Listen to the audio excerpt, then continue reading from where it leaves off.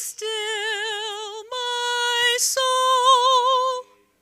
The Lord is on thy side. Bear patiently the cross of grief or pain. Leave to thy God to order and provide. In every change he faithful will remain. Be still, my soul, thy best, thy heavenly friend, through thorny ways leads to a joyful end. Be still, my soul, thy God doth undertake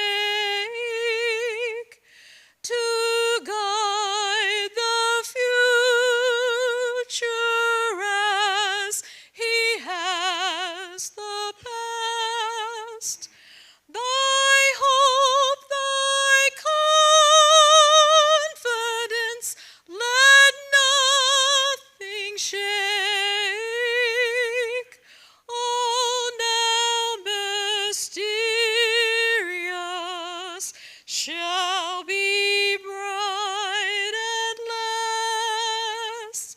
Be still, my soul, the waves and wind still know his voice who ruled them while he dwelt below. Be still, my soul,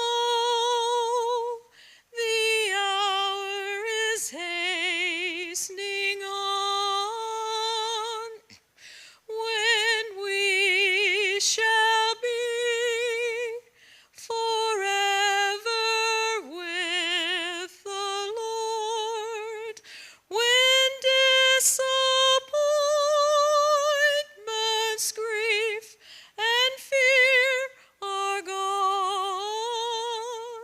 Sorrow forgot, love's purest joys restored.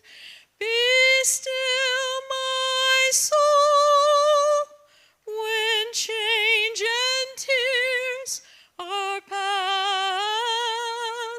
all safe and blessed we shall meet at last.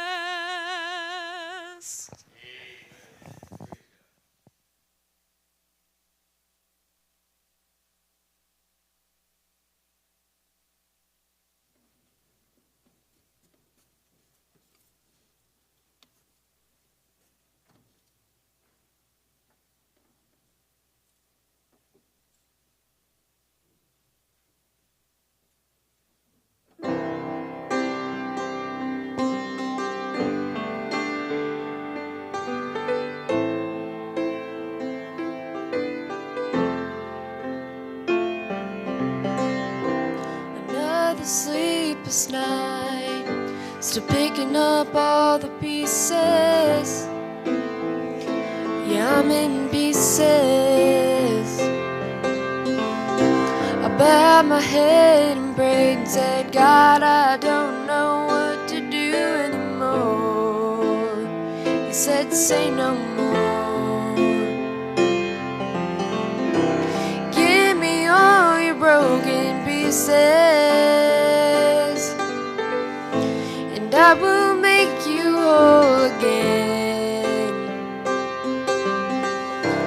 Give me all your heartache, and all your fears will go away. That's God's grace.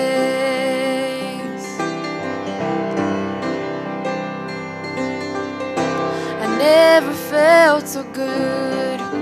It didn't mean all my trials were gone, but I hung on. There's no one I'd rather be with than Jesus Christ my Lord.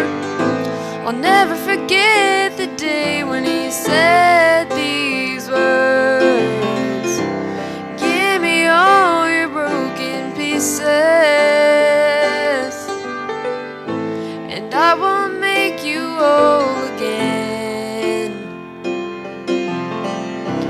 Give me all your heartache, and all your fears will go away. That's God's grace. I thought nobody cared enough. Thought I'd be left in the dust, but Jesus showed up and picked me up and said, you're enough for me. Give me all your broken pieces, and I will make you whole again. Give me all your heartache, and all your fears will go away.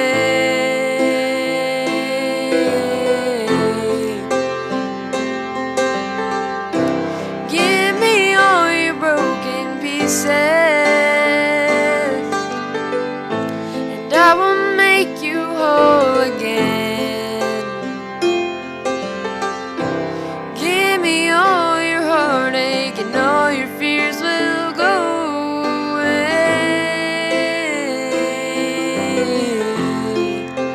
That's God's grace. Yeah, that's God's grace.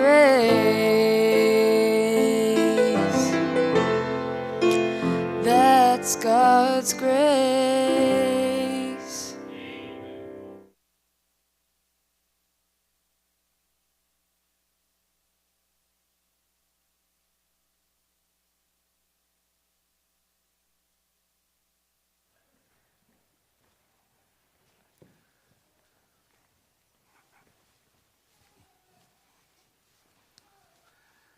Amen. Go ahead and open your Bibles once again tonight over to the 4th chapter of the book of James. James chapter number 4. Now, I meant to do this last Sunday night. The Lord had other things in mind, and I don't mind. You've got to be flexible sometimes. Brother Todd gave us a report, and obviously very excited about what's going on downstairs. Last Sunday, by the way, he only had about one chair left open, and this morning I don't think he had any chairs left open, so Lord's blessing, and we're thankful for that. Anyway, tonight I want to do another brief stop in what we have called our journey through James, and I plan on trying to make it as brief as possible. I've got a lot of things for the overhead, maybe too many, but I'm going to amaze Nathan, and I'm going to get through these things in about 30 to 35 minutes, maybe less than that. How's that? What I will do tonight probably is the outline that I was going to use. I'm going to give it to you, just give you the main points without a lot of comment, and move my way down to the end of the message where we're going to look at 5 what you might call summary statements of what James is trying to teach us in these 5 verses of Scripture. Now, I have what might be a very provocative title to my message. It is in the form of a question, but it is not designed to provoke you to anger. I hope not, in some things I'm going to say. Hopefully it will provoke you to think, provoke you to some what you might call critical thinking. My question and the title of my message is, are you a Christian atheist? Now, you might say, well, that's a crazy question. That's a silly question because you cannot be both. You're either one or the other, you know. because Christianity and atheism is completely on the opposite end of the spectrum. And so you cannot be a Christian atheist. Now, to that I would say you're absolutely right. If you're atheist, you're not Christian. If you're Christian, you're not really an atheist, you know. So doctrinally, theologically, that's absolutely correct. You cannot be a Christian and be an atheist. However, when it comes to practicality, it may be worth your time to think about a little bit. So I hope to provoke you. Again, a question like that may provoke an angry response or even a defensive response. I tend to get defensive myself, but I think it has some merit. How many times in my life have I behaved sometimes like an atheist? Now, what a question is that? Or how many times have I made decisions in life as if God did not even exist? I did not include God in the decisions that I have made. So how many times have we behaved like a Christian atheist? Now hold that thought. I'm going to get back to it here in a little while. But let me read my text, starting at verse number 13. A very familiar passage of Scripture. We could quote much of this. James says, "Go to now, ye that say, today or tomorrow, we will go into such a city and continue there a year and buy and sell and get gain. Whereas you know not what shall be on the morrow. For what is your life? It is even a vapor that," he says, "appeareth for a little time and then vanisheth away. For that ye ought to say, if the Lord will, we shall live and do this or that. But now you rejoice in your boastings, and all such rejoicing is evil. Therefore, to him that knoweth to do good and doeth it not, he says to him, it is sin." Now, I want you to hone in first on verse 14 in a very important statement by James, when James says, listen, you know not what shall be on the morrow. Now, that's King James speak. What he's basically saying, listen, folks, you do not know what's going to happen tomorrow, you see. Now, I thought about that. We place a lot of stock in tomorrow, don't we? We really do. I mean, some of our greatest deeds are planned for tomorrow, right? Some of our greatest acts of devotion, some of our greatest acts of faithfulness is always planned for tomorrow. The problem is, in reality, tomorrow may not come. That's the reality. And I think we need to keep that in our mind. We are not promised tomorrow, you know. I tell you what we're good at. Most of us, myself included, are professional at this thing called procrastination, you know. That just simply means we are good at putting things off. We are professional. We're experts at putting off until tomorrow what really should be done today.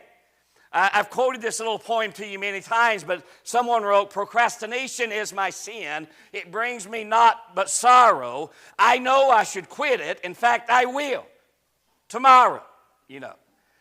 Now, that's a cute little poem, but unfortunately, many of us actually live our life like that. We are professional at putting off what we know we should be doing today. We put it off until tomorrow. Now, I know I've shared this story with you before, but it is a true story, actually. I like reading history. My favorite time period, as I told you, is colonial days, the Revolutionary War days. Well, there was actually a Colonel Rawl who was the commander of the British forces at Trenton, New Jersey. He was playing cards with his other officers one night, and a messenger came in with a message that warned Rawl that Washington had crossed the Delaware and was getting ready to move on Trenton. Well, Raw did not even read the letter. He didn't want to interrupt his card game. He put it in his pocket and didn't read it until the card game was over with. And by that one act of putting things off, it cost the life of many of his soldiers. The rest of them were in prison. It even cost Raw's own life. Now, that's a true story. He waited too late to respond to the coming threat. Well, a newspaper reporter actually wrote the story, and I have, if Nathan could bring it up, I have it on the screen. Here's his quote about what Raw had done. Nathan, could you bring that up back there? He's talking. Do you have the next slide? Good morning. There it is. Okay. Only a few minutes, he says, delay cost him his life, his honor, and the liberty of his soldiers. Now think about that. Here's what he said. Earth's history is filled with the wrecks of half-finished plans and unexecuted resolutions. Tomorrow is the excuse of the lazy, and he says it's the refuge of the incompetent. Now, when you think about it like that, procrastination, putting things off, is not that funny, you know. And multiply that many times over when we procrastinate when it comes to the things of God. I mean, we waste so much of our life putting off, waiting for something that may not come, and that is tomorrow, right? Anyway, I also read in a book some interesting statistics about what they call the average life. And this is kind of interesting. Here's what they said. The average person in their lifetime watches 13 years of television. Now, can you imagine wasting that much of your life watching the boob tube, or what some used to call the one-eyed devil? You know, 13 years of our life wasted watching TV. The average person consumes over 109,000 pounds of food. I am glad I'm above average in some cases, you know. I'm usually just your average Joe. I think I'm above average when it comes to that. The average person makes 1,800 trips to McDonald's. I don't think we'll make that many trips to a place called McDonald's. Thank you very much. But the average person spends $6,000 on vending machines, will eat over 35,000 cookies, above average, and about 1,500 pounds of candy. And then this one is really something. The average person spends 24 years sleeping. I mean, I read those things. I don't know how accurate they are, but if they're even close, I can't help but think we waste so much of the time God has given to us, you see. Now, let me go ahead and give you my outline. This is the outline that I was going to use tonight, but I want to give you just the main points of that outline without too much comment. It's actually an outline, the same outline I used several years ago. Much of it is, at least, when we preached from this passage of Scripture, but it serves as a good reminder. In the first place, James talks about the length of our life. He says in verse number 13, "Go to now, ye that say today or tomorrow, we will go into such a city and continue there a year and buy and sell and get gain." Then he says this, "Whereas you know not what shall be on the morrow, for what is your life? It is even a vapor that appeareth for a little while," and then he says, "then vanish away." You see, James teaches us, I think, two important truths about our life. I'm talking about in a very heart-probing, soul-stirring manner. James brings us to reality about some things in our life. He talks about the complexity of life, talks about the certainty of life. Now, when he talks about the complexity of life, he brings up a hypothetical kind of situation. Now, I, for one, think James had somebody in mind, or at least a particular type of person he had in mind. Because he talks about somebody who makes this big plan that I'm going to go to such and such a city, I'm going to continue there a year, I'm going to buy and sell, and man, I'm going to make some money, you see. In other words, the type of person he's talking about is the person that has a program, a plan, a purpose that is absolute void of God. doesn't consult God, doesn't look for God's leading. He just makes this kind of plan. How many of us, I'm talking about honestly, in reality, are just like that? We make all these plans without ever consulting God. And then, you know what? We're experts at convincing ourselves that God is in it. How do you know God is in it? Well, you never asked Him to start with, you know. So he talks about the complexity of life, and then he talks about the certainty of life. He says, folks, you don't even know what's going to happen tomorrow, you know. The one certainty that we have of life is that it is uncertain. And also the other one we have is that it is short. Life is kind of a now you see it, now you don't kind of thing, isn't it? It goes by that quick, you see. So it's important, James says, you got to understand, when you make all these plans about tomorrow, you got to understand you're not even promised. You don't even know if you're going to have tomorrow because life is that short. So he talks about the Lord of life. And then the second thing he do, the length of life. Second thing he does is talks about the Lord of our life. In verse 15, he says, for that you ought to say, if the Lord will, we shall live and do this or that. Now he talks about a goal that we ought to set. We ought to always say, if the Lord will, I'm going to do this and I'm going to do that. Because I got a news flash for you. If it is not the Lord's will, it's going to amount to nothing. You know, that's the goal we ought to set. The gain we ought to seek. If it's the Lord's will, yeah, we will do this and we will do that. Nothing wrong with planning. That's not the sin. It is planning without God. That's the sin, you see. We got to recognize God's role, God's work in our life. So the best thing we can say, well, if the Lord wills, I'm going to do this or that. You know, that's it. And then the last point was he talks about the law of our life. And here's what he says. Therefore, to him that knoweth to do good and doeth it not, to him, he says, it is sin. That's an infallible law you cannot get away from. He tells us about the priority of including God in our lives. Folks, if you believe God lives, then quit acting like He doesn't. Right? If you believe God is real, then quit trying to live your life as if He is not real. You must include God in your life. Then he talks about the problem of excluding God in our lives. To him that knoweth to do good and doeth it not, to him it's sin. It is a vile sin not to include God in your life. Now that is the outline that I intended to use, and that's the outline I actually used years ago just to refresh your memory. But we're not going to stay on that. Let me approach it like this. And again, I ask you this question. And it is a very provocative question.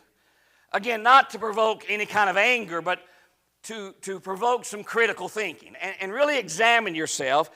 Am I a Christian atheist?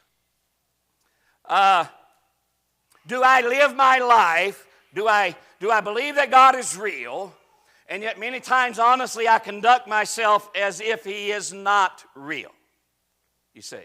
Now, let me give you a quote from a fellow by the name of Greg Groeschel. Does that help, Nathan? Greg, I don't know if I'm pronouncing his last name or not. Greg, I'll say Groeschel. He wrote a book one time entitled The Christian Atheist. I did not read that book. I read about it in somebody else's writings, and I kind of stole that from him. But Greg Groeschel wrote this book, Are You a Christian Atheist? He said, believing in God, but living as if He doesn't exist.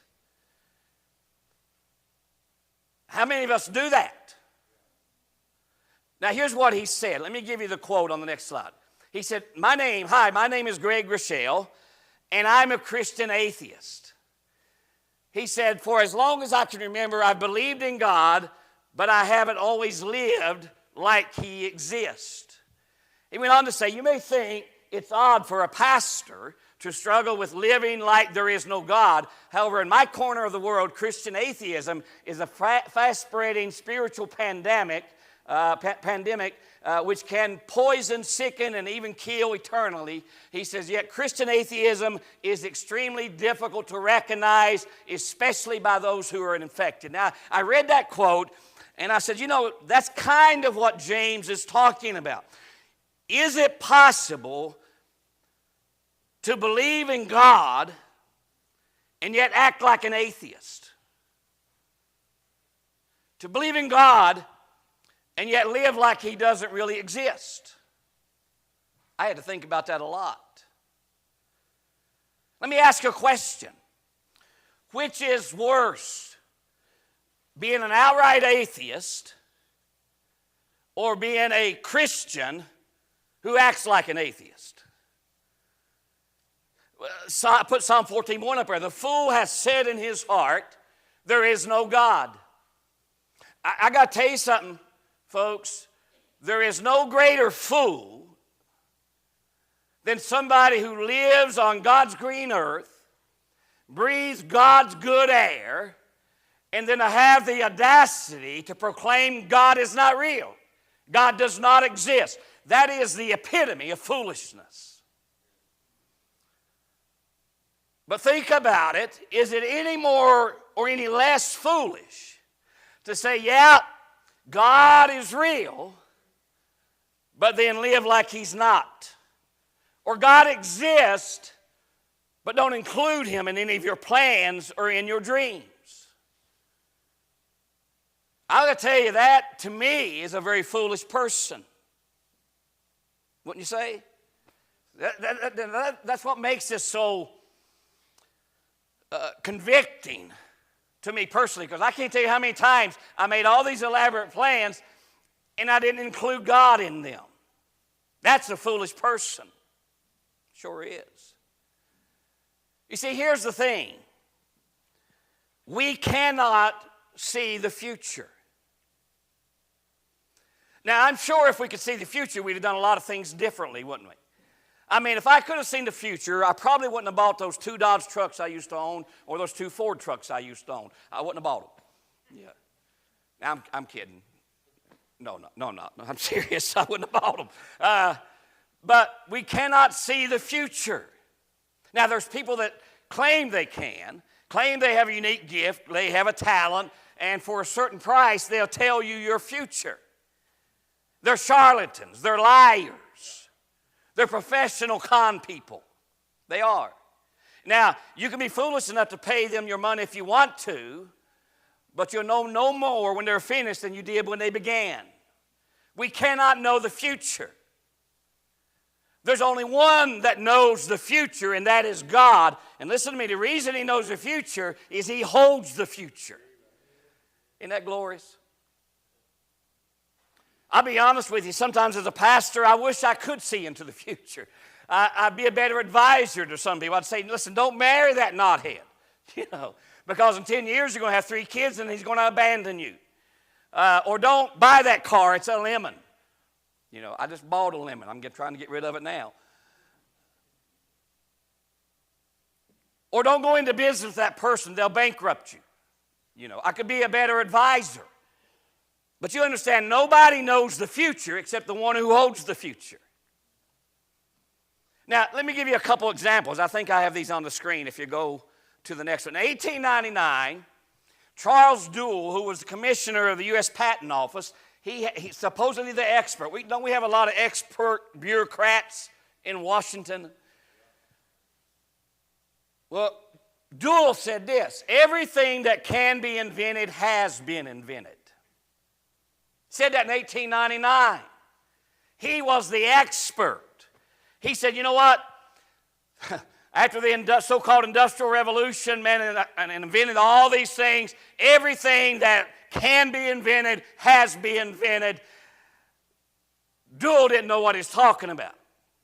You think about how far we went since that time with the motorcycle and the automobile and the airplane and of course, telephone was before that, but the cell phone. I'm like Jay, I like to stomp mine to pieces sometimes. But the internet, now with AI and all this stuff, and think how far we've advanced after he made that comment. The so-called expert. Duell couldn't see into the future very well. I remember when this happened. In 1998, a book was distributed to a bunch of pastors across America. Now, I didn't get one. I wasn't qualified, I guess, to receive one. But I heard about this book. It was being spread around. And the title was 88 Reasons Why Christ Will Return in 1988. The fellow that wrote this, I have his name, Edgar Wisnat, if I'm pronouncing that Wisnat. He wrote this book stating that the rapture was going to occur either on September 11th, 12th, or 13th. You think if he knew it, he'd be accurate. In 1988. Now, as foolish as that sounded, you know. By the way, he distributed over 3 million copies of that book. The network that's on, what's that Christian network that's on now? Trinity Broadcast Network, you know that one?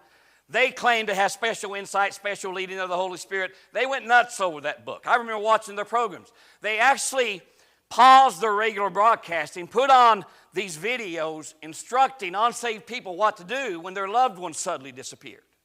No kidding. They distributed 3 million copies of that book. Millions of people were deceived into buying that garbage. And guess what? September 11th came, it didn't happen. September 12th came, it didn't happen. September 13th came, it didn't happen. Evidently, he could not see into the future like he thought he could. We don't know the future. You know what? That's a good thing. That's good. Because God is the one that holds the future, and God is the one who sees the future. You know not what shall be on the morrow. You need to keep that in your mind. So, the sin is not in planning. Yes, make your plans, but include God in them.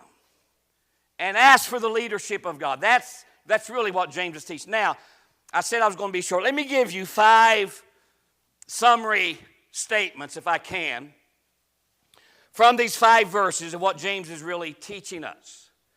Number 1, the first lesson is, James teaches us to admit our ignorance of the future. You know not what shall be on the morrow. You got to realize, folks, none of us know what's going to happen. We don't know what's going to happen in the next second, the next minute, the next hour, the next day, the next week, the next month, certainly not the next year. You're not even promised the next second, or the next minute, or the next hour, or the next year. I got Proverbs written down here. I should have put it on the screen. Proverbs chapter 27, boast not thyself of tomorrow, for thou knowest not what a day may bring. The only time you really have is right now. That's why you must not waste the time that God has given you. Yesterday is called the past because it's already past. And really all we have, and tomorrow's not here yet, really all we have is right now. Isn't that right? Am I making sense what I want to say? Now, I don't know who said this. I wrote it down. I heard it years ago. Here's what somebody said. Yesterday is history. Tomorrow is a mystery. And today is a gift. That's why it's called the present. Isn't that good? I like that. If you knew too much about the future, it wouldn't be a good thing. If you knew that prosperity was coming in the future, you might end up too proud of yourself or too boastful in yourself. If you knew disaster was coming, you might be in despair. I'm just glad I know God holds the future. You remember the parable of the rich fool in Luke chapter 20 and chapter 12? He had this idea, man, I don't have enough room to store all my goods. Isn't that a tough problem to have? I don't have enough room He said, so I know what I'll do. This is what I'll do. I'll tear down my old barns. I'll build new ones. I'll fill them up. That's not what it says, but that's the gist of it. And man, I can just sit back and be on easy street. I can say to my soul, you got a lot of goods for a lot of years. Now just enjoy yourself. Eat, drink, and be merry. And God said, you're a fool. You're a fool. Because this night thy soul is going to be required of thee. And then who shall those things be? Here's the thing, folks. We don't know the future, so we really should live like today is the last day. Wouldn't that help us a lot? So the first lesson is admit our ignorance of the future. The second lesson is acknowledge the brevity of life. In other words, that life is not only uncertain, but life is short. Now, here's what he says. What is your life? It is even a vapor that appeareth for a little time and then vanisheth away. Now, J.B.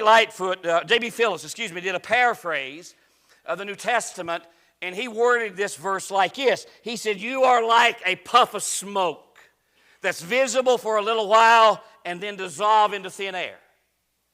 You ever think about your life as like a puff of smoke? You know, that's here for a little. By the way, the word vapor comes from the Greek word atmos, is where we get our word atmosphere from. The ideal, James looks at life like being a mist. You ever seen a mist come up over the water, and then when the sun comes out and it burns away? He says that's pretty much how your life is.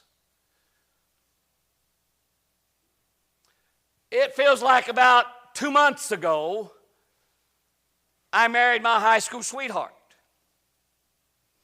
Feels like about a month ago, my kids were born. A few weeks ago, they graduated high school.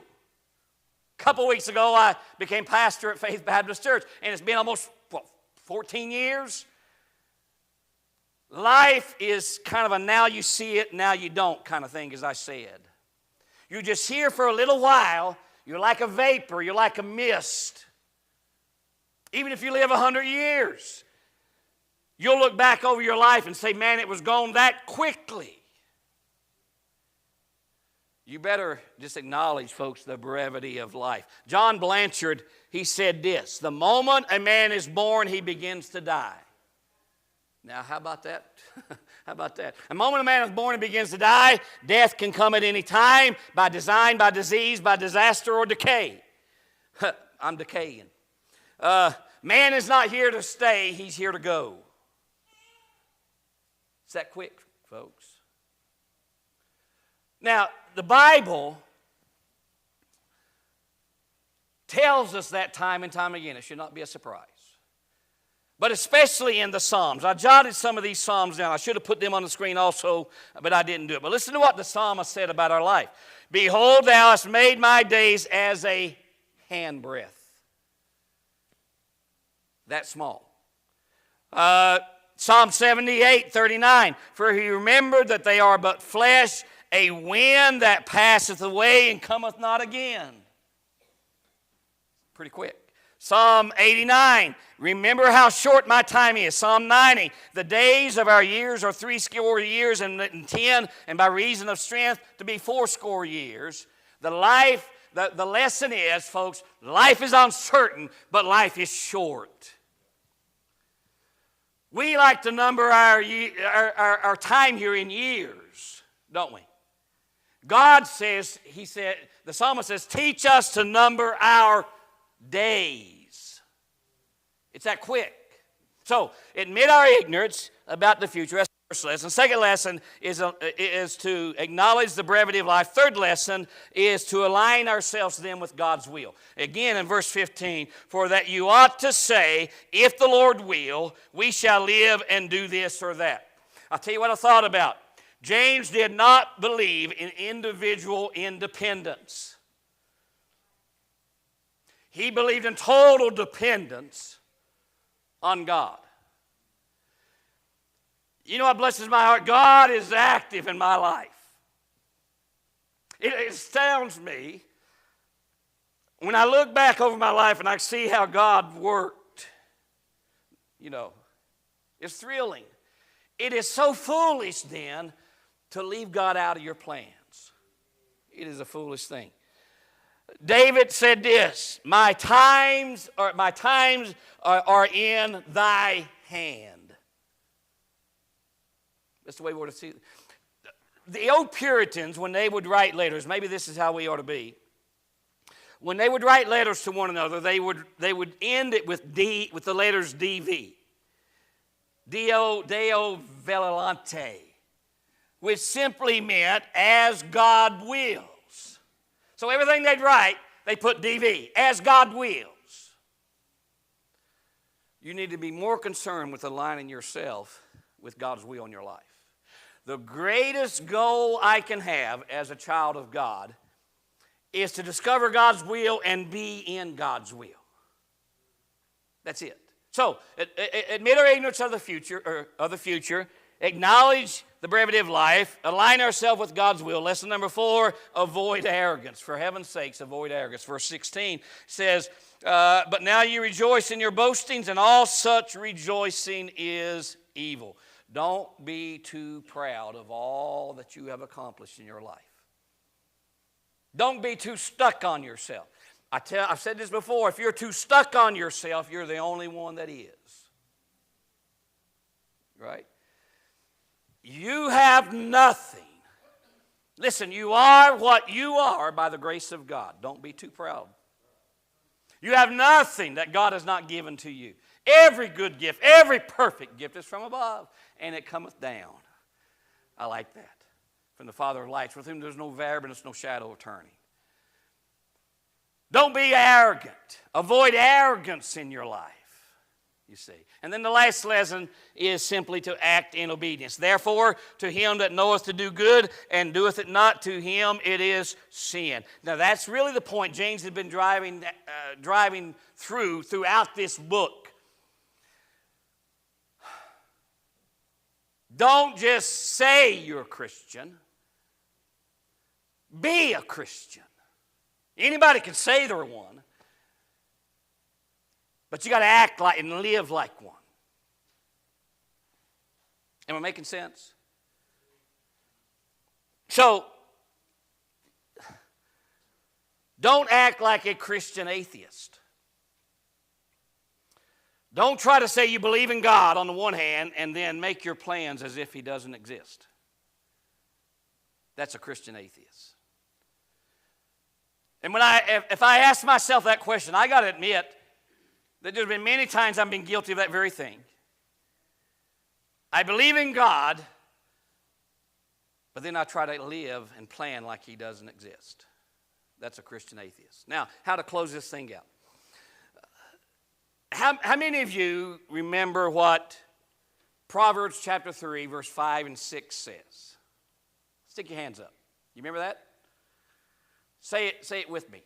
Trust in the Lord with all thine heart. Lean not unto thine own understanding. In all thy ways acknowledge Him, and He shall direct thy paths. Isn't that a great promise from God? The sin is not in planning. I had plans, I had dreams. I still have plans. I don't have too many dreams. I'm pretty much living my dream. I am. But I have plans. The sin is not in the planning. The sin is in planning without God. Don't act like a Christian atheist. Now, if I made sense, I hope I did. Let's all stand. We'll be dismissed.